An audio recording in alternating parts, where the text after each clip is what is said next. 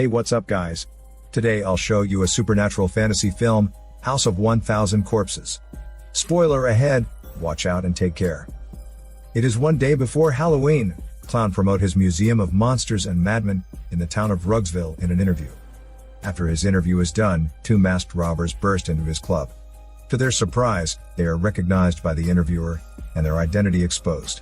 Ashamed and angry, robbers point their guns at the unintimidated clown and exchanged heated words. All of a sudden, a man wearing a protective mask dashes into the club to work together with Clown. Clown produces his own firearm and shoots both robbers dead. Meanwhile, 4 teenagers reach the town of Rugsville in car, planning to visit and document little-known roadside attractions.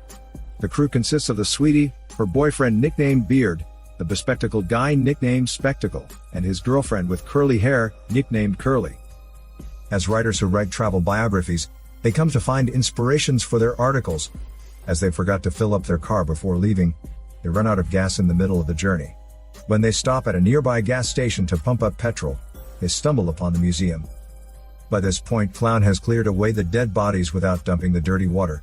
The 4 teenagers enter the museum, paying no attention to such details. When asked about the attractions of the town, Clown promotes his museum and invites them all to partake in the museum's murder ride. Seated and with their belts fastened, the 4 youths begin the underground venture via a mine shaft that shows many local legends and notorious serial killers. The dark tunnel is filled with withered arms, bloody limbs, and fetid models of corpses. Even though the ambience is creepy, the 4 tourists fear nothing and praise its exquisite design. The ride stops before an operating bed, where a masked doctor is operating on a patient under dim light. Clown explains that this particular surgeon, named Dr. Satan, suffers from schizophrenia and often brutally murders patients who come to him for treatment. By the time the ride is over, self-claimed writer Beard is intrigued by the story of Dr. Satan and begs Clown to give directions where Dr. Satan is allegedly hung. Despite the protests from the remaining crew, Beard starts the car to find Dr. Satan. Before they leave the museum, Sweetie gives her father a call and promises to call him again at 11 p.m. At this time, the television at father's house is showing the news. In the vicinity of Sweetie's whereabouts, 5 cheerleading girls have gone missing. Beard drives according to the map drawn by Clown, only to find themselves ending up in a remote place. Suddenly there is a downpour, and they have lost their ways in the heavy rain. Just when they feel helpless, a blonde-haired hitchhiker, nicknamed Blonde, appears at the roadside, distressed to see the girl soaking herself in the rain. After consulting his teammates, Beard pulls over and picks her up. Knowing that Blonde stays nearby, they ask her about the address of Dr. Satan. In reply, Blonde says Dr. Satan is her neighbor, and she could bring all of them to visit him. Under the guidance of Blonde, they drive further down the road. Unexpectedly, the car tire bursts, and the vehicle goes skidding off the road. Blonde tells the group that her house is just around the corner, and she has tools to offer them for the repair. So Spectacle and Blonde walk in the rain to her house. Reaching home, Blonde runs to her brother for help, while Spectacle looks around. But his uneasiness soon vanishes as Blonde warms up to Spectacle. Meanwhile, the remaining 3 youths are waiting in the car, and they hear a strange sound. Turning on the headlight, a veritable masked giant is standing right in front of their car. The girls scream without rest, but the man walks straight to them, knocking on the window and pointing to the tow truck. Now that they realize he is Blonde's brother sent to repair the broken vehicle, brother then leads them back to his house, where Blonde is flirting with Spectacle. Before they can go further, brother returns with the others, making Blonde rather disappointed. The rain does not stop, so the group rests at Blonde's living room while brother fixes their car. Sweetie requests to call father, but she is told that they do not have any phone. When everyone feels suspicious, Blonde's mother makes an appearance. Mother tells them it would take a long time for the repair and insists that they should stay for Halloween dinner together. Apart from delicious food and good wine, everyone is served with a mask at the dinner. It turns out that brother has to wear a mask to cover up the severe burns across his face. To make brother feel better, mother requests everyone to put on the mask for dinner. After the dinner, mother cordially invites the group to watch a creepy performance with obscene lyrics. While others feel weird and uncomfortable, Beard enjoys the show. As soon as the performance is over, brother comes to inform them that their car is good to go. So the group bid farewell to the family and continue with their journey to more miseries ahead. Back to the vehicle, they finally make fun of this bizarre family. However, as they start the car to leave, They realize the main gate is shut. Spectacle gets off the car to open the gate, only to be stricken down by Brother. Beard rushes over to help his friend, but he is abashed by a long-haired man. The two girls cuddle together and cry out in fear. Even though they shut all the doors of the car, Longhair smashes the window glass one by one, and stands upon the hood of the car shrieking to the heavens. Little do the young tourists know that this is a family of genetic schizophrenia perverts. Each of them is born a bloodthirsty and violent killer. The 5 cheerleaders who disappeared the other day are the work of these perverts. After being caught, the 4 are subjected to different forms of abuse. Sweetie awakes to find herself bound to a chair in a room, and begins to scream at the top of her voice. Longhair demands her to shut up, and fires a series of nonsense to her. In terror, Sweetie asks why he tortures her, and where her boyfriend is. With pride, Longhair draws back a curtain, revealing Spectacle's mutilated corpse. Knowing that her boyfriend is brutally murdered, Sweetie breaks down. Spectacle's body has been sewn together with fake appendages, to make him appear as a carnival act named Fish Boy. To her disgust, as she screams in terror, Longhair steps forward to kiss her. In another room of the house, Curly finds Brother noisily shoving the food into his own mouth. She begs Brother to let her go, but he continues to drink soup without replying her. Curly gets up to leave, but Longhair enters the room to grab her, and lock her up in a cage. Once the cage is shut, Curly is mounted on by many insane men. On the other hand, Blonde begins interrogating Beard, who is tied to a chair. Holding a pair of scissors in hand, Blonde asks him which number she is thinking of now.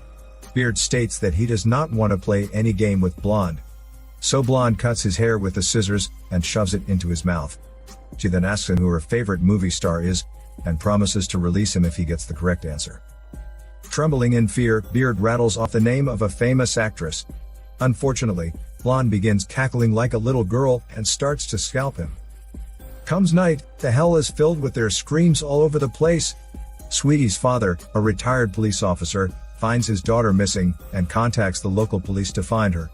2 local cops follow the address father gives them, to the museum run by Clown. One officer takes out Sweetie's photo to check if Clown has ever seen her. During the investigation, Clown just keeps laughing like a donkey. Threatened by the police, Clown confesses that he has not only seen them, but also given them a map to explore. So Clown draws an identical map for the cops. According to the map, the officers find the teenager's car, with all glass window fully broken. They open the trunk to find a rotten dead body, which belongs to one of the 5 cheerleading girls. Hearing such an alarming update, father joins the cops for the investigation. Finally, they come to the house of the perverts. One officer goes to knock on their door, and it is opened by mother. As the officer asks her a few questions, she invites him in for a cup of coffee.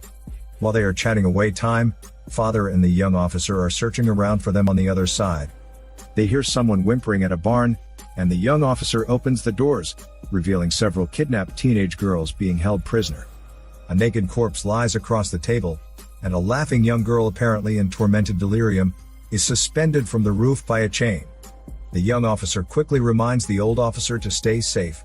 But before the old officer can answer his walkie-talkie, mother takes out a pistol and shoots him dead. Following his death, the young officer and father are also gunned down as they flee. At night, Blonde purchases some beer from the shop to fuel up their torture party. They skin father and make a mask and breastplate out of his treated flesh. And then Longhair dresses it up to show Sweetie. When she almost mistakes him as father, he removes the mask to torment her mentally. Afterward, they bring the 3 prisoners out into the middle of an old graveyard. Sweetie escapes while the perverts are untying her.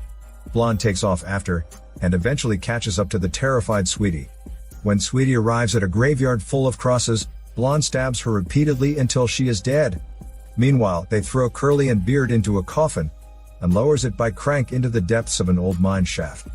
What's worse, they also lower a tape recorder, playing audio tracks of strange prayers.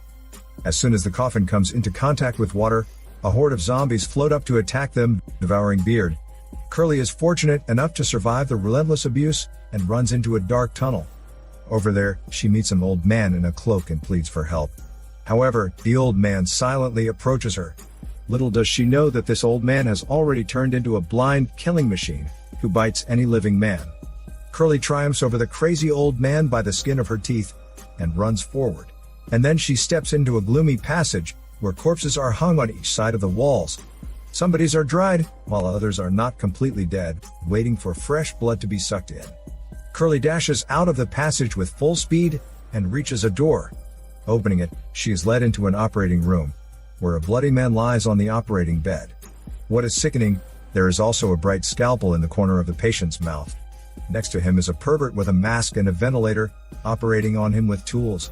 This horrid scene reminds Curly of the story of Dr. Satan, and she scrambles through the tunnel. In the end, the wise and courageous Curly manages to get rid of the pursuit of Satan Doctor, breaking free from the control of the abnormal family. She aimlessly wanders on the road, waiting for a passerby to rescue her. When a pink car passes by, Curly immediately flags it down. She is too tired to realize its driver is no one else but Clown, who leads them into such a disaster. Clown gives comforting words to Curly, and so she lets down all her guards to fall asleep. At this time, another man sits up at the back seat, revealing himself to be Long Hair. Needless to say, Clown and Long Hair are accomplices in the crime. Curly wakes up again to find herself lying on the operating bed. Dr. Satan is standing beside her with a scalpel. It turns out the hell is just beginning. This is Daniel CC Movie Channel. Peace out.